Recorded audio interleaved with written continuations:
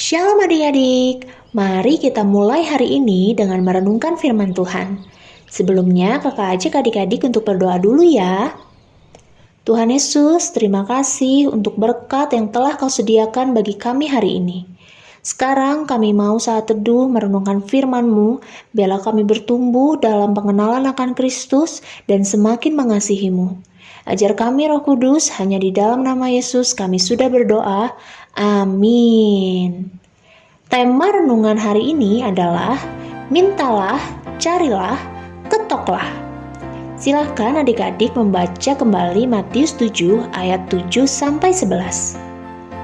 Adik-adik, melalui ayat-ayat ini kita tahu bahwa Bapa kita yang di sorga pasti akan mendengarkan dan menjawab doa-doa kita.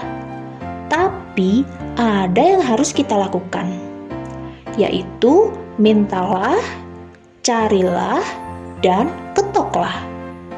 Apa maksudnya ya? Pertama, mintalah maka akan diberikan kepadamu. Itu artinya Tuhan akan memberikan apa saja yang kita minta, asalkan yang diminta itu sesuai dengan kehendak Tuhan. Jadi kalau kita meminta sesuatu yang buruk, Tuhan kasih nggak?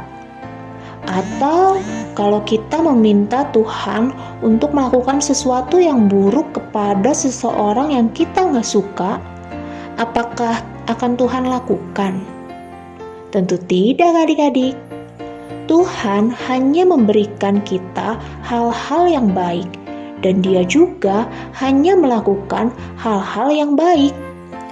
Kalau Tuhan gak memberikan kita sesuatu yang kita minta, bisa berarti itu bukanlah hal terbaik bagi kita. Dia ingin memberikan kita sesuatu yang lebih baik. Tapi jika kita meminta dalam doa sesuatu sesuai kehendaknya, tentu kita akan menerimanya. Kedua, carilah maka kamu akan mendapat. Artinya, carilah dahulu kerajaan Allah dan kehendaknya, maka semua yang kita perlukan itu akan diberikan kepada kita. Jadi fokusnya bukanlah apa yang kita doakan itu ya adik-adik. Fokusnya tetaplah mengutamakan Tuhan di atas segala-galanya dalam hidup kita dan melakukan kehendak-Nya. Saat kita fokus mencari Tuhan dan kehendak-Nya, semua yang kita perlukan itu pasti akan Tuhan berikan.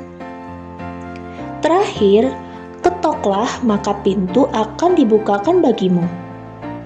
Pasti kecewa rasanya kan kalau kita mau ngajak main teman kita, saat kita ketuk rumahnya ternyata nggak ada siapa-siapa. Tapi kabar baiknya Alkitab mengatakan pintu itu adalah Yesus sendiri. Pintu itu selalu terbuka bagi kita. Artinya saat kita berdoa, Yesus pasti selalu hadir mendengarkan semua doa-doa kita, mendengar semua keluh kesah kita, dan cerita-cerita kita kepadanya. Wah, bersyukur banget ya jadi anak Tuhan. Nah adik-adik, apakah seseorang yang kamu kenal sedang sakit? Apakah ada seseorang yang kamu rasa perlu mengenal Yesus? Tuhan menginginkan kita untuk terus meminta, terus mencari, dan terus mengetuk pintunya sampai Dia menjawab. Tuhan mau kita terus setia berdoa sampai kita melihat doa-doa kita dijawab dengan cara yang ajaib. Adik-adik, nyatakan sesuatu yang ingin kamu minta kepada Tuhan dan berdoalah tentang itu. Kamu bisa bagi berkat atau menceritakan pengalamanmu tentang bagaimana Tuhan menjawab doa-doamu saat ibadah hari Minggu nanti. Ayat hafalan kita masih sama dengan kemarin, dari Matius 7 ayat 7. Mintalah maka akan diberikan kepadamu, carilah maka kamu akan mendapat, ketoklah maka pintu akan dibukakan bagimu. Sekian renungan kita hari ini adik-adik. Yuk kita berdoa. Tuhan Yesus, terima kasih Engkau selalu setia mendengar dan menjawab doa-doa kami. Ajar kami juga untuk tekun dan setia berdoa kepadamu, sampai kami melihat Engkau menjawab doa kami dengan cara yang ajaib. Hanya dalam nama Yesus kami sudah berdoa. Amin. Bacaan Alkitab kita hari ini dari Hakim-Hakim pasal 18. Selamat merenungkan firman Tuhan ya. God bless you. Tekun dalam berdoa, taat pada kehendaknya, berkat Tuhan selalu ada, janjinya takkan berubah. Minta kau kan diberikan,